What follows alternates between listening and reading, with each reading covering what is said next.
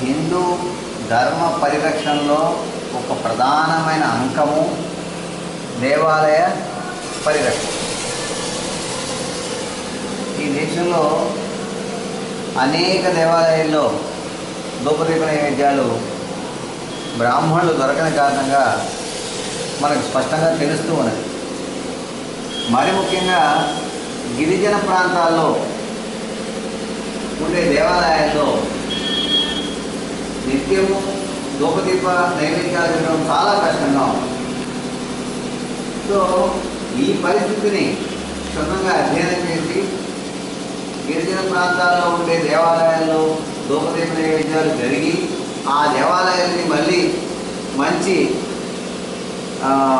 పునర్వైభవానికి రావాలనే సంకల్పంతో మన దేవాదాయ శాఖ మంత్రులు పైడికొండ మాణిక్యాలరావు గారు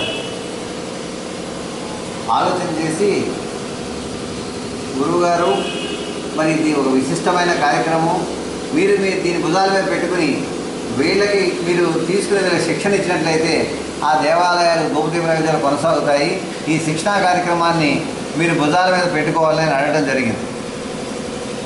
సరే, ఆయన సంకల్పంలో ఉండే గొప్పతనము, అసలు అక్కడ దేవాలయాలు ధూపదీప నైవేద్యాలు జరగాలని ఆయన హృదయంలో ఉండే తపన, ఇవన్నీ చూసిన తర్వాత ఖచ్చితంగా ఈ కార్యక్రమం ఒక మంచి కార్యక్రమము అని ఆలోచన చేసి మొట్టమొదటిసారి అనేక ప్రాంతాల్లో ఉండేటువంటి ఆ దేవాలయాన్ని అధ్యయనం చేయడం కోసం పాదయాత్రతోటో గ్రామాలు కొన్ని కలిసో తిరిగో ఒక ఎక్సర్సైజ్ చేయడం జరిగింది.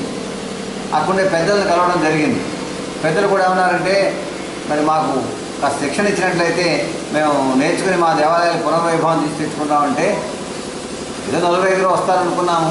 మొట్టమొదటి శిక్షణ 60 మంది వచ్చారు. అందులో 40 మందిని తీసుకుని సింహాచలం దేవస్థానం వారి యొక్క ఆధ్వర్యంలో వారంలో శిక్షణ ఇచ్చాం.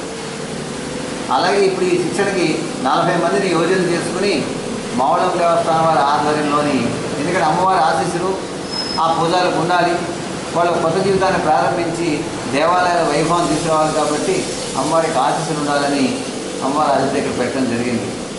ఈ విధంగా 6 మాసాల పాటు అనేక చోట్ల ఈ శిక్షణను జరిపి వాళ్ళకి ఒక పరిపూర్ణమైన శిక్షణ ఈ దేవాలయాల్లో మనం ఖచ్చితంగా చేయగలనే విశ్వాసం కలిగేట్టుగా చేయడం కోసం ఒక విశేష ప్రయత్నం చేస్తున్నాం.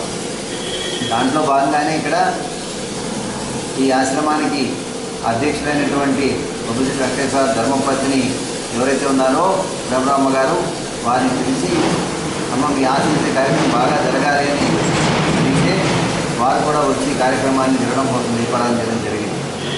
కాబట్టి దైవ కార్యక్రమము హిందూ ధర్మరక్షణలో ఒక ప్రధానమైన అంకం.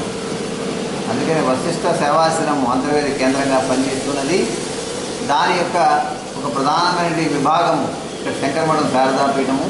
కాబట్టి శంకరమఠం శారదాపీఠం తరఫున ఈ కార్యక్రమాన్ని, శిక్షణా కార్యక్రమాన్ని చేయడానికి సంకల్పం చేయడం జరిగింది.